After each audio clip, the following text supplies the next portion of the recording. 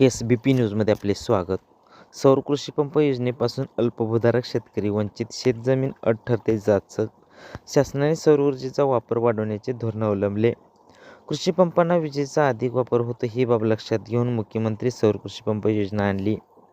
राज्य सरकारकडून मुख्यमंत्री सौर कृषी पंप योजना आणली आहे. शासनाकडून कृषी पंपासाठी सौर संच बसवण्यासाठी सक्ती केली जात आहे. मात्र त्यासाठी 5 एकरापेक्षा अधिक जमिनीची अट आहे.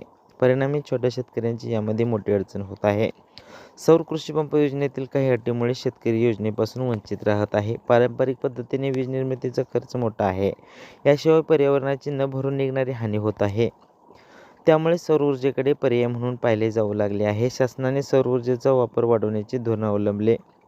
कृषी पंपांना विजेचा अधिक वापर होतो ही बाब लक्षात घेऊन मुख्यमंत्री सौर कृषी पंप योजना आणली.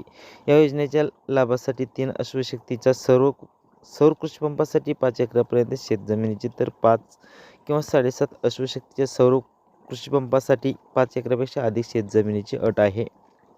मागील काही वर्षात शेतजमिनीतील पाणी पातळी कमी होत असल्याचे तज्ज्ञांकडून अहवाल सादर केले आहेत.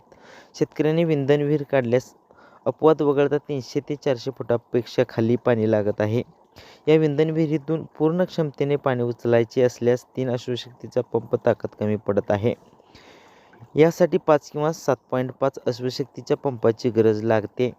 पण योजनेच्या अटीनुसार त्यासाठी 5 एकरापेक्षा अधिक शेतजमिनीची आवश्यक आहे. मग अल्पभूधारक शेतकऱ्यांनी 5 एकरापेक्षा अधिक शेतजमीन आणायची कुठून की त्यांनी विंधन विहिरीच काढायची नाही असा प्रश्न उपस्थित होत आहे. शेतकऱ्यांची अवस्था विचित्र. कृषी पंपासाठी सौर संच बसवणे सक्तीचे केल्यामुळे वीज वितरण कंपनीने आपल्या वीज वाहिनीकडून पूर्वीप्रमाणे कनेक्शन देणे बंद केले आहे. त्यामुळे अल्पभूधारक शेतकऱ्यांची अवस्था गोंधळाची आहे. त्यांना ना वीज वितरण कंपनीकडून कनेक्शन मिळत आहे, ना सौर कृषी पंप योजनेचा लाभ घेता येत आहे. त्यामुळे अल्पभूधारक शेतकऱ्यांना अडचणीच्या ठरणाऱ्या योजनेतील शेतजमिनीची अट शिथिल करण्याची मागणी होत आहे. SBP न्यूज मराठी लाईक करा, शेअर करा, सबस्क्राईब करा.